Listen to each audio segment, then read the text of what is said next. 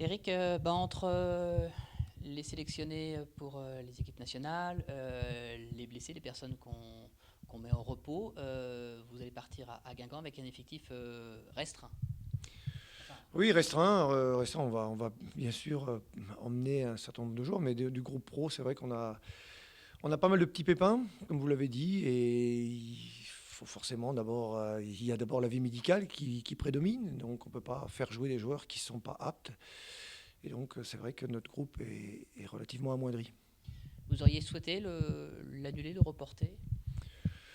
Bah, c'est-à-dire que les matchs, c'est pour qu'ils puissent apporter quelque chose. Donc c'est vrai que si on joue avec une équipe bon, ça nous permet peut-être aussi de voir certains jeunes, mais il ne faut pas oublier aussi que la CFA joue le lendemain. Donc forcément, si on va chercher des joueurs de la CFA, donc on amoindrit aussi la CFA. Donc, et, mais bon, on va essayer de trouver voilà, la meilleure formule pour faire ce match, parce que donc on s'est engagé à le faire. Que ce match nous apporte aussi quelque chose, donc en termes de maîtrise. On joue contre une équipe de Ligue 1, et donc forcément, il va falloir qu'on soit aussi performant. Quels sont les secteurs sur lesquels vous allez pouvoir travailler justement parce que comme tout le monde n'est pas là, on ne pourra pas faire tourner complètement l'effectif. Beaucoup travaillé cette semaine, nous, le réalisme offensif. On s'est beaucoup mis en situation devant le but. Je ne pense pas que ça va être quand même le cas demain contre Guingamp. Donc, contre Guingamp, on va surtout, je pense, essayer de continuer sur notre logique de bien défendre. Voilà, bien sûr, bien attaquer. C'est notre projet de jeu. Mais je le répète, on joue une équipe de Ligue 1, donc ça serait bien de continuer à bien défendre, c'est-à-dire à être vraiment compact, bien organisé. Donc je pense que ça nous servira donc comme objectif principal pour ce match de demain.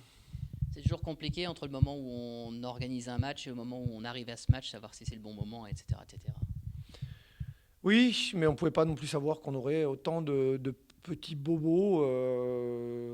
On a des blessés longue durée, c'est ça qui porte beaucoup préjudice à notre effectif. Donc quand on a des blessés, bon, on parlait de James donc, qui a eu en permanence des longues blessures, mais Geoffrey, donc là on est sur des blessés longue durée. Après, là je viens d'évoquer un certain nombre de cas, donc c'est des petites blessures, en tout cas je l'espère. En tout cas, oui, je répète que je l'espère parce que sinon, ça va devenir compliqué pour nous parce que on savait très bien qu'on n'a pas un effectif pléthorique et on a aussi besoin de récupérer nos forces vives. Un dernier mot concernant les jeunes que vous avez pu faire monter justement de la CFA, que vous avez pu faire, que vous avez un peu apporter. C'était pour augmenter le groupe ou leur laisser vraiment l'occasion de s'exprimer par le groupe pro? Oh, un peu des deux. Moi, j'ai horreur des entraînements où on n'a aucun objectif. Donc, euh, tous les entraînements donc, qu'on met en place sont liés au projet de jeu et ont des objectifs liés au dernier match ou au match à venir. Donc, il nous faut aussi un effectif pour travailler sur des principes de jeu, un effectif minimum. Donc là, on a travaillé avec un effectif de 16, donc voilà, c'est l'effectif quasi minimum pour pouvoir faire un travail tactique cohérent. Donc d'abord, c'est cette première réponse-là. La deuxième, ça permet aussi de faire monter des jeunes, de récompenser des jeunes, et de les voir aussi avec le groupe pro. Mais néanmoins, il ne faut pas le nier. Le premier objectif, c'est de permettre à notre groupe de continuer à travailler et non pas faire des entraînements comment dire, de confort.